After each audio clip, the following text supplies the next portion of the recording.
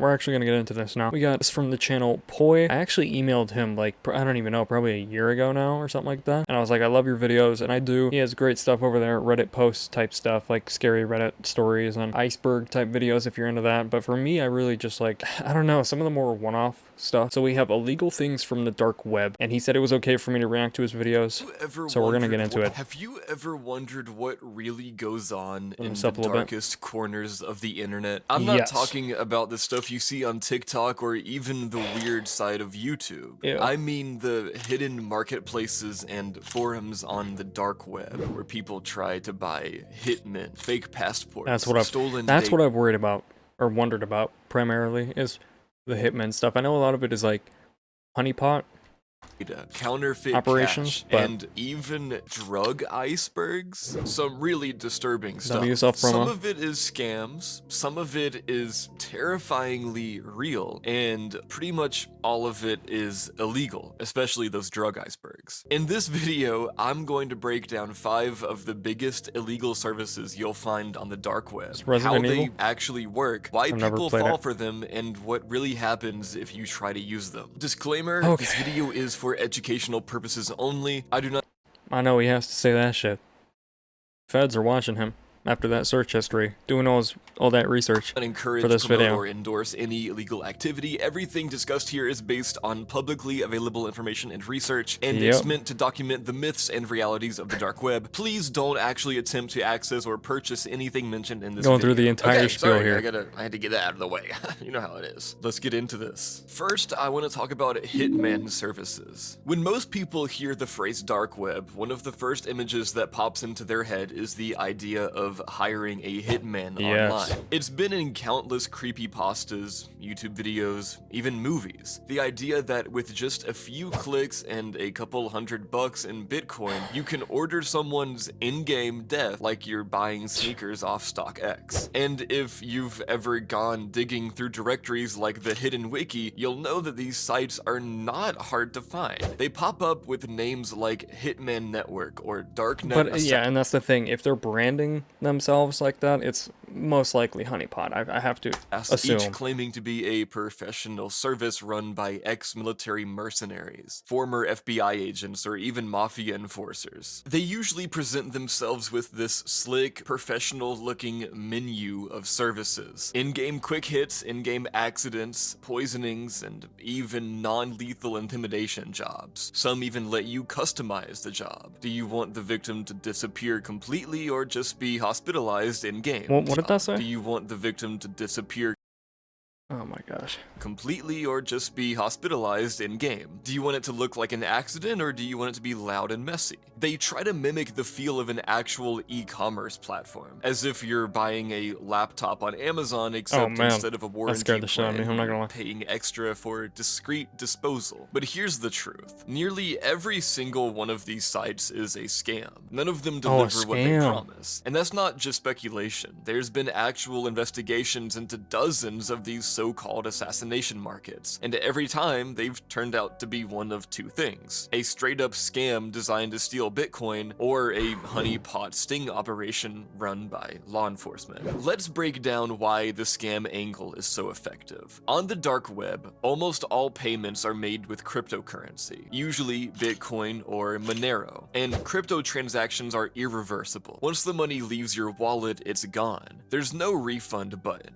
no bank to call and dispute the charge, no customer service line to yell at. So if you send $3,000 in Bitcoin to some anonymous site advertising professional hit services, you're basically dropping it into a black hole. To make it look more convincing, these sites often advertise escrow services. They'll tell you that your payment is safe in a neutral third-party wallet until the job is complete. But here's the catch. Those wallets are controlled by the site itself. The escrow is just another part of the scam. You have to think, and it's so interesting because I never even thought about the scam angle, but like literally you would see random assassinations like this all the time, but really you only see it if it's like a Fed operation where it's like the hitman was a federal agent.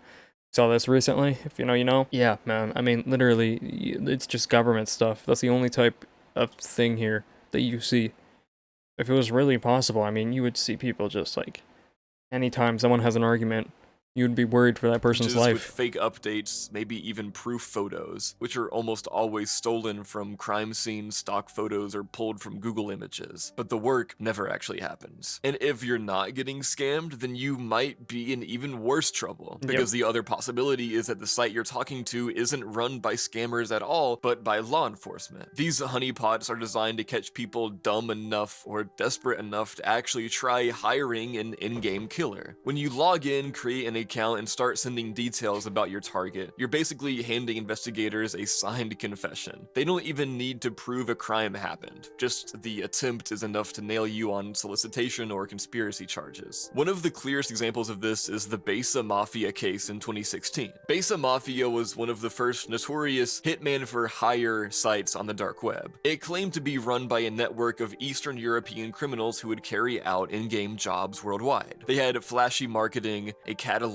of prices, and even testimonials from supposed clients. For a while, it looked like the real deal, until researchers and law enforcement dug deeper. It turned out to be nothing more than a scam operation, collecting Bitcoin payments from would-be criminals, providing fake updates, and then disappearing. In some cases, people who tried to use Besa Mafia were actually tracked down and arrested, because the site leaked identifying info or cooperated with authorities. And that's the important myth versus reality point here. The myth says the dark web is a place where you can hire a hitman like ordering food delivery. The reality is, if something like that ever actually existed, it would not just be sitting there on a .onion directory page for anyone to stumble across. A real in-game assassination network would operate through private, trusted contacts, not through a Google-looking storefront with an add to cart button. You literally you can't set that up and like brand it, because the minute you do, it's a target on your head and on your,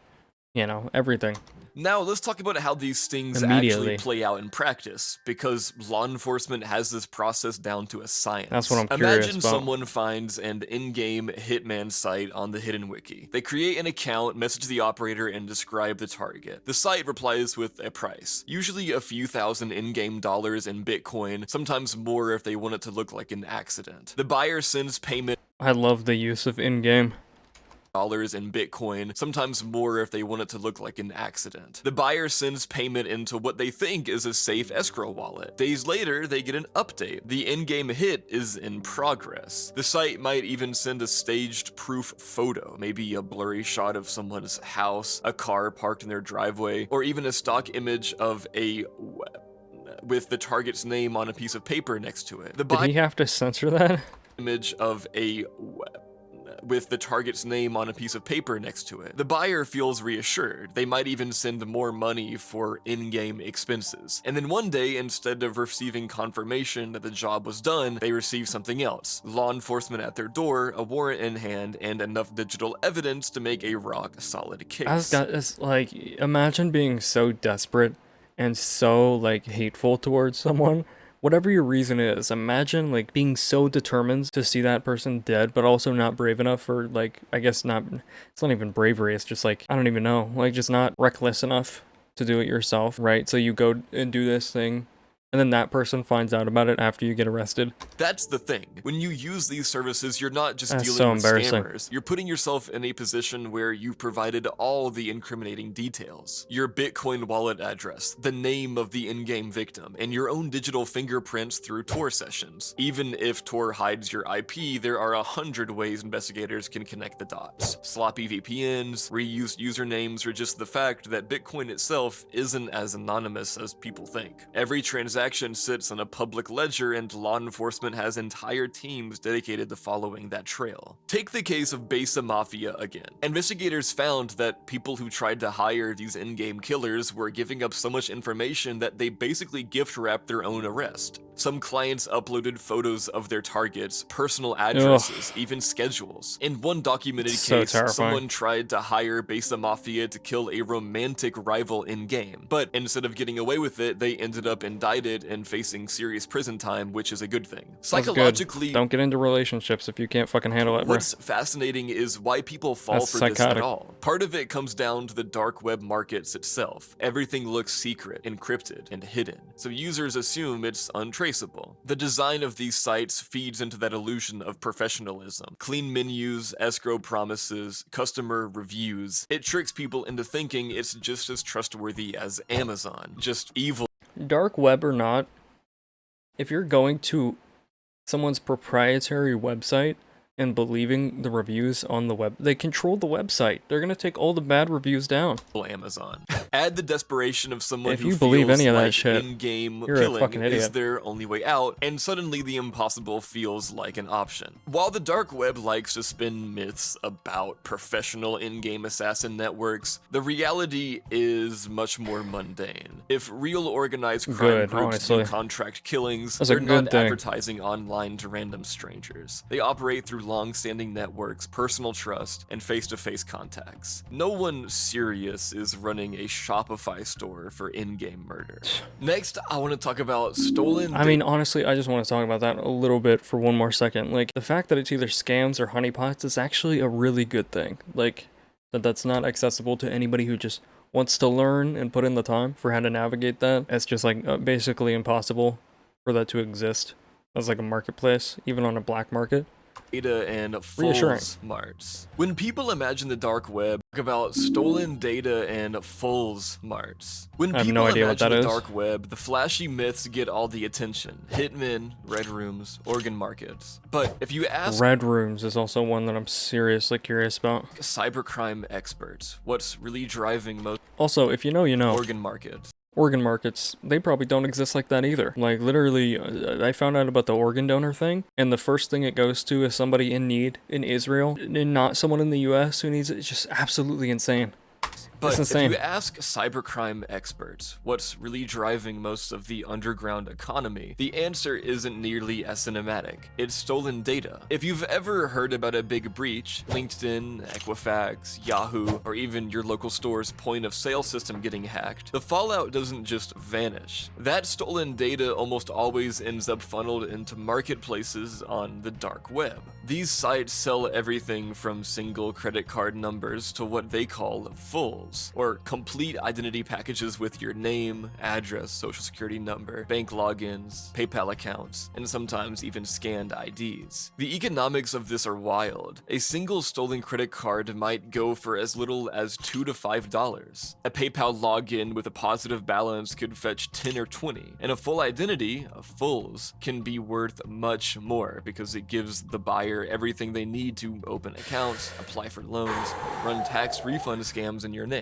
Some marketplaces even advertise premium fulls with extras like answers to common security questions. So how does all this stolen data actually get there? It starts with a breach. Hackers break into a company's system, maybe a retailer, maybe a social media site, or they skim data directly from you using ATM skimmers or gas pump overlays that capture your card details and PIN. Once they've got a dump of stolen information, they don't just sell it themselves. Instead, they pass it to brokers, middlemen who specialize in organizing, formatting, and listing that data. The shops themselves look surprisingly professional. Think of an online store with categories, kind of like the last one, but instead here it's credit cards, PayPal accounts, social media logins. They'll list price per card, what country is from, sometimes even the bank that issued it. And like with the fake hitman services, they almost always take a payment in Bitcoin or Monero. Once you buy, you get a file containing the stolen credentials ready to use. But here's the thing, not all shops are created equal. A huge portion of them are flat out scams. They'll promise you 400 million Instagram accounts. If you're trying to get someone else's information,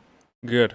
Fuck you. Get scammed, buddy. Unlimited PayPal logins. By the way, if you're clicking on either of those things, dude, you're stupid. But the second you send your Bitcoin, you get nothing in return. Because crypto transactions can't be reversed, there's no way to claw your money back. That's why reputation is everything in this space. On some of the bigger, long-running marketplaces, vendors build profiles over time, with buyers leaving feedback, almost like eBay. That feedback is the only way to separate, quote, legit vendors and you can't believe that either. further. frauds. The danger, though, is that even the so-called legit sellers are still dealing in stolen goods. Law enforcement knows this, and just like with the Hitman sites, many of these data shops have been compromised or outright run as sting operations. That's part of why they churn so fast. A marketplace might appear, gain traction for a few months, then vanish overnight. Sometimes because the operators exit scammed with everyone's money, and sometimes because it got taken down by agencies like the FBI or Europol. So let's say someone buys a pack of stolen information off one of these marketplaces. What do they actually do with it? The answer depends on what they buy. If it's just credit card numbers, they might use them for carding, which is the process of making fraudulent purchases before the bank flags the card. This often happens in bulk, dozens or even hundreds of cards tested across low-dollar transactions, hoping some slip through. If it's a full identity package, the fulls, then the opportunities are bigger and scarier. With your social security number, address, and date of birth, criminals can apply for new credit cards or loans in your name. They can file fake tax returns and claim your refund. Some even use these identities to create what are called synthetic identities, blending real and fake information together to trick banks into issuing entirely new credit lines. Once those lines are maxed out, the identity is burned and the cycle repeats. And then there's SIM swapping. If a marketplace sells access to your mobile account or personal details, attackers can convince your phone carrier to port your number to their device. Suddenly, they receive all your text messages, including two-factor authentication codes. With that, they can break into your email, bank, and crypto wallet. This is why so many high-profile hacks, especially in the crypto world, start with a simple SIM swap. But none of this works without a way to launder the money. That's where money mule networks come in. Criminals recruit people, sometimes knowingly, sometimes through job scams, to receive fraudulent transfers and forward them along, making the funds harder to trace. These mules often believe they're just processing payments for an online business, when in reality, they're participating in money laundering. It's a huge part of how stolen data markets fuel larger fraud ecosystems. Now you might wonder, how do investigators fight back against this? The truth is, the same things that make these markets look trustworthy to buyers often make them vulnerable to law enforcement. Sellers bragging about their reputation, that's a paper trail. Escrow wallets holding customer funds, that's a single point of failure investigators can seize. And the biggest mistake of all, OPSEC slip-ups. Time and time again, marketplace operators have been caught because they reused usernames from old forums, logged in without Tor once, or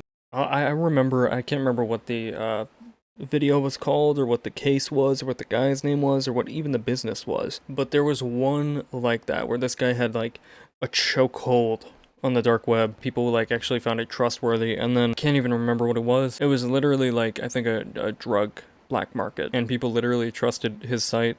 And then eventually he just started like holding a lot of the money from people and not paying people out, and people started criticizing him on Reddit, I think.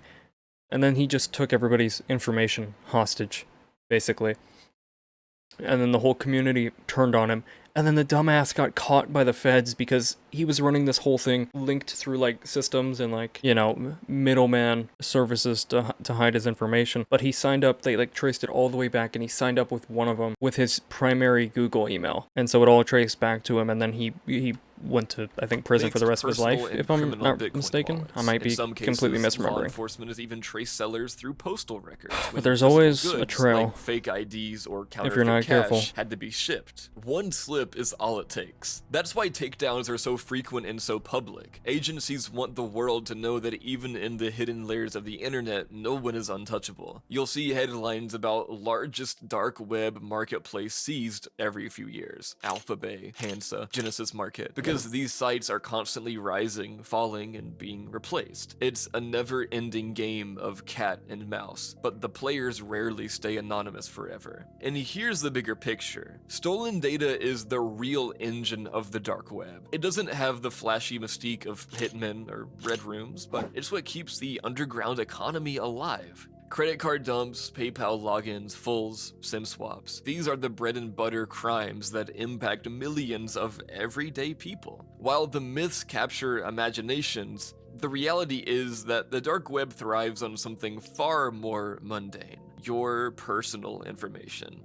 Next, I'm going to talk about forged identity and paper mills. If stolen Paper data mills, is the what? backbone of the dark web economy, forged documents are the muscle that keeps it moving. And when I say forged documents, I don't just mean fake IDs for getting into a bar. I'm talking about entire paper mills of forged passports, bank documents, The medical fuck? licenses, diplomas, and even COVID-19 What? vaccine cards, all openly advertised on dark web marketplaces. The pricing alone is wild. A simple fake driver's license might run you a few $100s. Full passports, especially ones claiming to be high-quality replicas of US or EU documents, can cost thousands. Some shops even offer package deals: passport plus driver's license plus utility bill, all under My whole thing is, no matter how smart or how knowledgeable I think I am, I don't think I could trust this.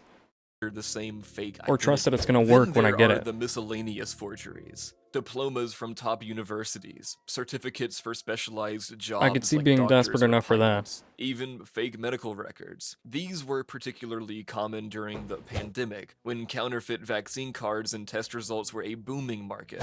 The sellers often go the extra mile to advertise credibility. Listings will brag about holograms, watermarks, microprinting, and the all-important MRZ chip, that little machine-readable zone on modern passports that contains encrypted information. They'll claim their documents are scan-proof and indistinguishable from the real thing. On forums, you'll even see supposed customer reviews, praising how a document worked at a nightclub or a casual checkpoint. But here's the catch. There's a massive difference between fooling a 25-year-old bouncer at a bar and fooling an international border. Trust me, you do not want to be like that guy who held up the entire line because he was too prideful to say that he was a US citizen again. I'm a U.S. citizen.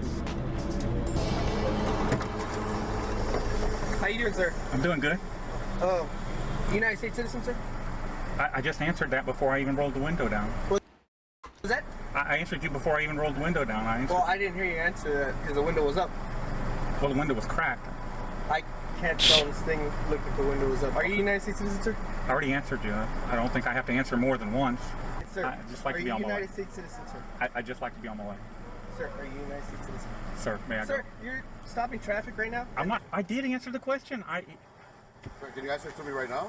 I'm not going to repeat myself. I'm done. well, Done you- talking. What a fucking... I'll answer a good question again. What? Let me hear you. I feel like I've seen this before. Do you want to put yourself in a situation where you have to sit here, but you can just answer a simple question?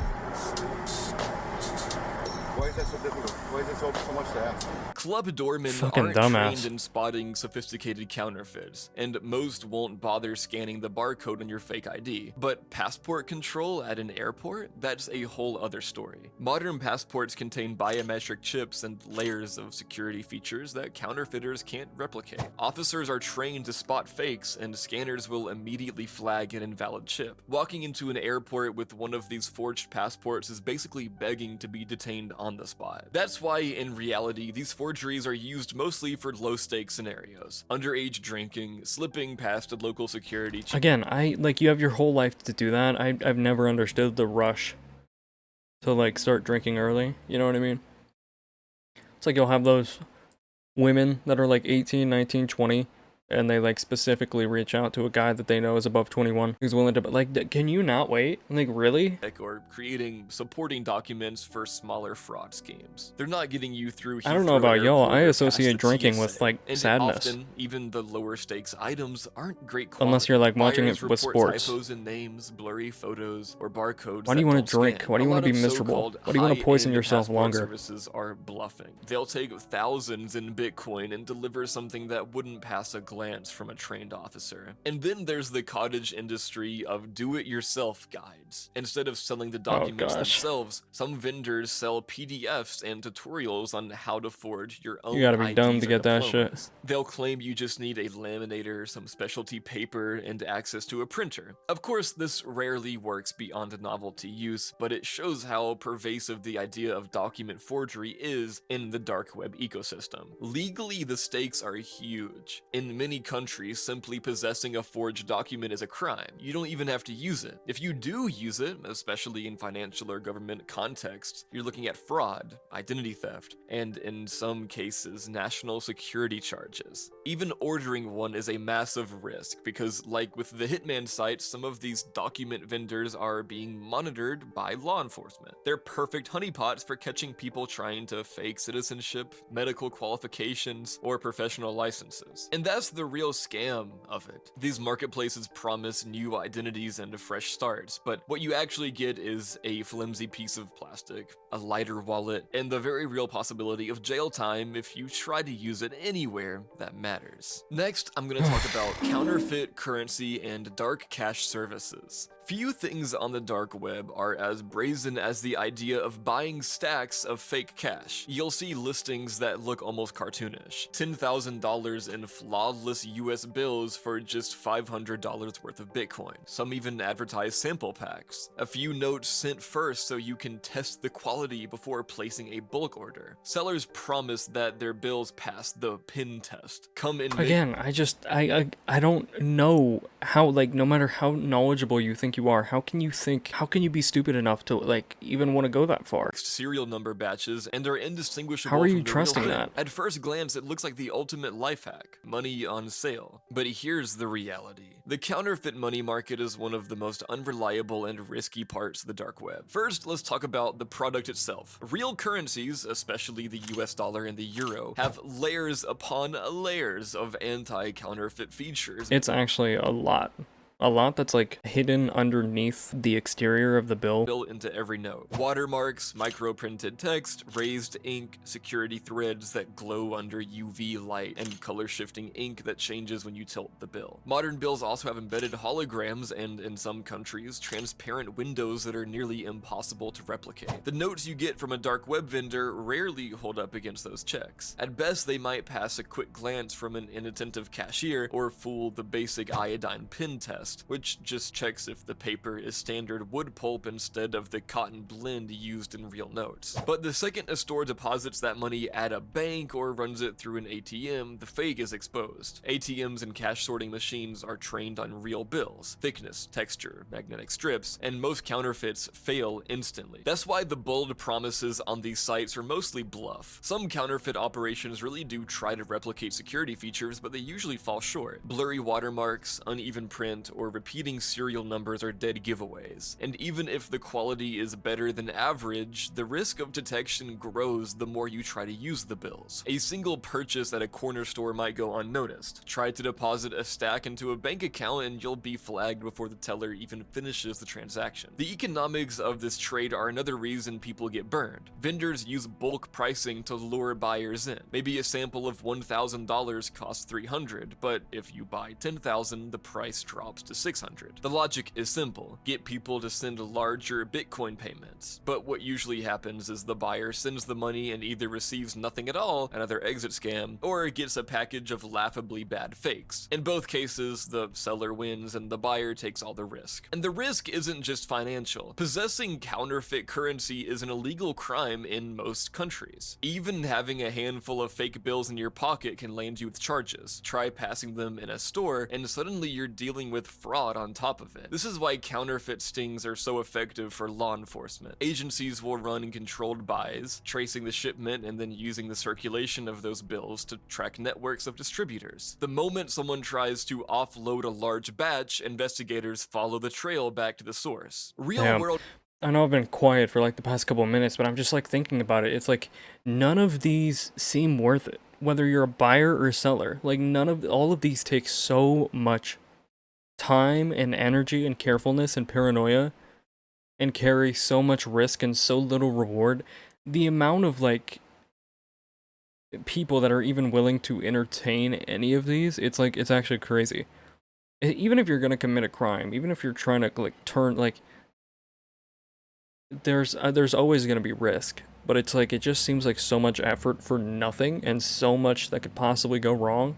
on either Counterfeiters have been side. I busted just this can't way understand countless it. times. The Secret Service, which is tasked with protecting U.S. currency, has run operations where they Some people let got fake nothing better to bills do, I circulate guess. for a short time, then use the serial numbers to identify where and how the notes are spreading. Combined with dark web vendor data, shipping records, Bitcoin wallet addresses, forum posts, it doesn't take much to dismantle these so-called money shops. And that's the irony of the counterfeit cash market on the dark web. It sounds like the ultimate deal. Cheap money, unlimited supply, completely anonymous. In practice, most buyers either get scammed, caught, or both. The bills don't work in ATMs, don't fool banks, and often don't even pass a close inspection from a cashier. Instead of striking it rich, you're most likely to end up poorer, embarrassed, and under investigation. Next, I'm going to talk about account takeover and iCloud/device unlock services. Another big slice of the dark web economy isn't about physical products at all, it's about access. Entire marketplaces exist where the only thing for sale is control over someone else's digital life. These sites advertise menu-style pricing for hacking services. In-game, for example, $100 to break into an email, $200 for a social media account, or maybe $300 for online banking. Add two-factor authentication? That's an upcharge. Some listings even claim to offer full remote control of a person's phone, including SMS messages, calls, and instant messengers. One of the most eye-catching categories is iCloud unlocks. If you've ever lost your iPhone or had it stolen, you know Apple's activation lock makes it practically useless without the original owner's credentials. That's why dark web vendors quote jaw-dropping prices like $10,000 to supposedly unlock a single iCloud account. The sales pitch is that once unlocked, the device can be resold as if it were brand new. On forums, you'll see vendors boasting that they can bypass Apple's protections within days, no questions asked. The reality, though, is very different. Apple's activation lock is notoriously hard to break because it's server-side. The lock doesn't live on the phone itself, it's tied to Apple's servers. That means if someone factory resets the device, the lock comes back the second it connects to the internet. Unlike a fake I'm sorry, I'm so distracted. What the hell are these things, bro? resets the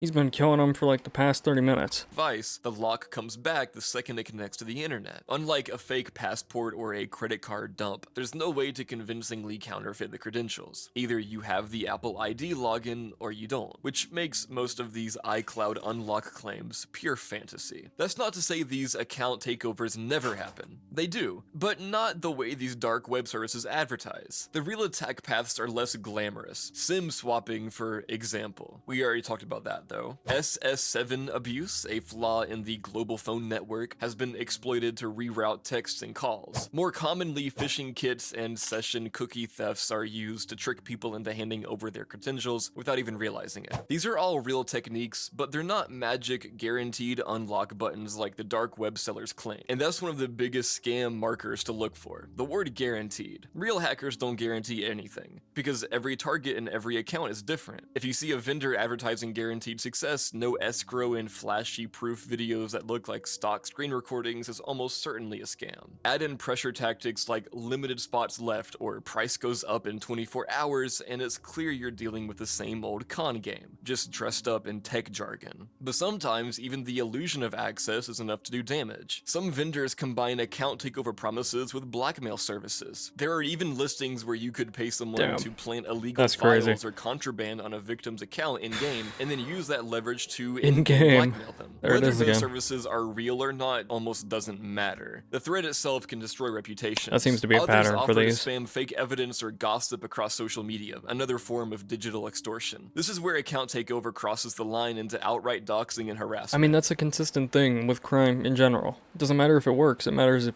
you try it and you get caught. Legally, the consequences are severe. Buying access to someone's account is fraud. Using that access to impersonate them, steal money, or blackmail them pushes into identity theft and extortion. And just like with the other categories, law enforcement knows that these sites exist. Some of the most high-profile busts in recent years have come from people trying to hire dark web hackers, and instead walking straight into sting operations. At the end of the day, the account takeover industry on the dark web runs on the same fuel as every other shady service. service. Desperation, gullibility, and irreversible crypto payments. Real account breaches happen, but they usually come from phishing links, poor password hygiene, or inside jobs. Not from some hacker for hire website with a neon logo and a contact form. If you send Bitcoin to one of these supposed services, odds are high that you'll never see it. Or worse, you'll get the attention of investigators who now have a complete record of your attempt. So, obviously guys, don't try or even attempt to do anything illegal. Literally now, pointless. I want to know if any of you guys have ever been on the dark web. I've heard a lot of stories from friends and people online about it, and if you have any of your own experiences, I would love to hear about some of those in the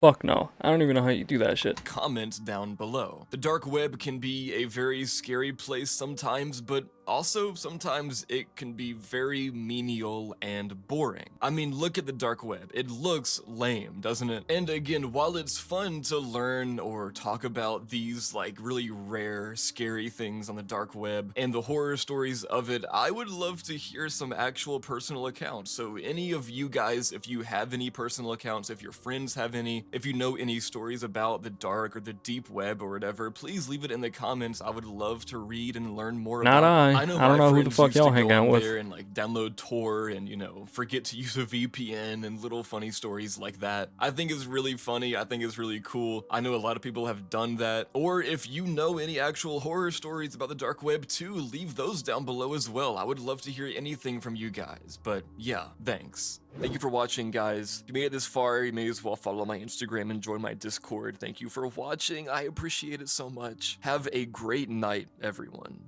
And sweet dreams. There it is. That's, again, that was so informative and like answered a lot of questions I didn't even know to have about so many different corners of it. I'm still kind of curious about. So I wonder if he's done a video on this on Red Rooms, or if I should watch a video about that next stream. But yeah, man. I mean, literally, I'll say it again. God is good. You know, it's like there's so many better, more spiritually gratifying, more productive, and just, you know, more positive things to put your energy into. Literally, he broke it down perfectly here. There's just like so much crazy shit going on, and all of it is liable to get you into so much trouble. And just like stuff like, even if you don't get in trouble, you're gonna be looking over your shoulder, worrying about it if you're smart. So yeah, subscribe to Poi. Great video.